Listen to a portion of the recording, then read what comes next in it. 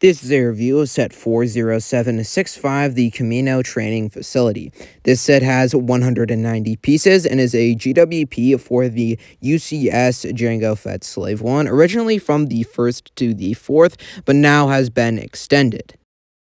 This set comes with 3 minifigures and, of course, 2 bags with the instruction booklet and no printed pieces or stickers.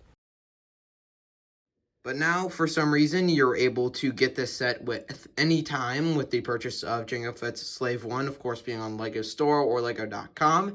This set comes with 3 minifigures, all of them being the same clone cadet. One of them has a long blaster, one with a medium, and one with a short. So let's take a look at them. So this one specifically comes with a short blaster. Like I said, the other ones come with the different ones being the medium and long blaster. So this figure is actually very well made because it has beautiful arm printing there, which actually looks very nice on both arms, of course, the same in all figures. And all of them also come with dual molded legs to make it actually look like they have the black boots, which is actually really, really nice and upgrades this figure a lot. Very, very nice torso print. I believe we only get to see him in like one live action scene, I guess, from episode 2, which actually you could recreate a lot of scenes from the Clone Wars as well as episode 2 with these in newer mocks. So it's great for you to have, and they go for around $14 new on Bricklink. So putting the minifigures aside and taking a look at this 190-piece Kamino Training Facility.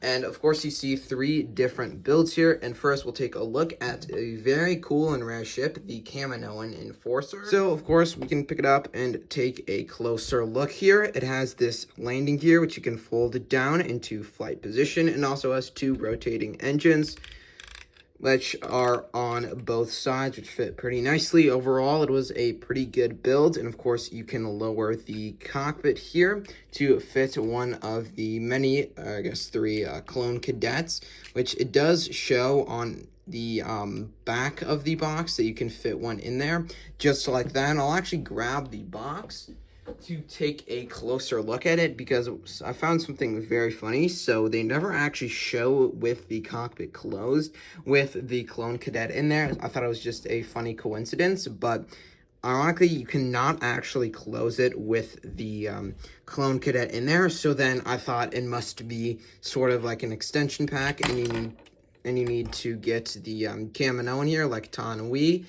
And I was thinking you could fit her, but you kind of can a little bit better. It is a Kamino and Enforcer, but you still get the same problem. I just feel like it's more built around it, because if you remove this, you can see that's hollow instead of filled out. And of course, Kaminoans are a little bit taller than regular figures. And I also thought it would be built for a Kaminoan, because if you take a look at the back here, you can kind of see a little like indent there, which is kind of makes sense with the dress piece of the Kaminoans. So it's very weird that you can't even fit the clone, which I feel like they could have just designed around it and actually made it fit. I mean, it's the one time we're ever getting a Kamino Enforcer. Can't they make it just be able to fit a minifigure at all with the cockpit closing? It's not like they can't do that or they're not able to. It's really, really easy, and it's such a simple fix. So of course it comes with these 2 other side builds. One little like cover, I guess, which you can have sort of like a bench. You can make him like sit down like he's in combat. He can hide behind the bench there, and it actually covers him pretty well. I mean, top half if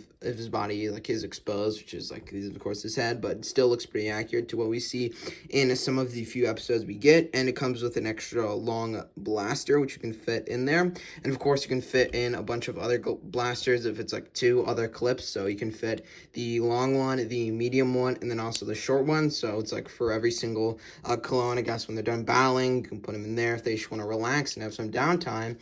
And pretty good build overall. Is actually very satisfying. Really cool technique. There's not really any stud connection, so it kind of just like sits down and normally, which I still think is pretty cool. It also comes with this rotating turret, which is pretty simple. It uses some pretty cool pieces, which are even hollow, which actually make it even cooler because you can actually imagine like how the blaster would come out of it. And again, can spin full 360. Really nice build. Still has like a little bit of an exposed like half stud there, which I don't really like. I feel like they can just remove the base and like connect it with like 2x2s instead of having that edge, because obviously it doesn't matter about really connection because they didn't make it like this. But it's really such a small like thing, but I just don't like seeing the corners here, and I would rather have it like a more accurate color to the base that we see, like in some of the Domino Squad arc, which is actually one of the main reasons why I would get this, is so you can have all the training equipment that they have. Overall, this is a really cool GWP, and I actually like what Star Wars is doing, at least for GWP. Again,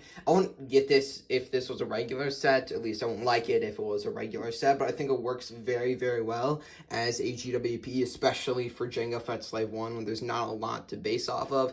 I feel like for other GWP ideas with the set, they could have done like the Kamino and Bridge and you could have the Kenobi and Jango Fett like dueling. You would need a different the Kenobi Starfighter to actually get the other figure, but still they could do something like that, or maybe like a landing pad for the Kenobi Starfighter. Obviously they're supposed to directly like connect. I feel like that could be a cool option as well, but honestly I wouldn't be fully opposed to having this as the GWP. It's a really nice set overall. I was able to pick this up for around $60, which was a little bit overpriced. A good price you could get on this is around $48 to $50, brand new, sealed in a box, at least on a Bricklink.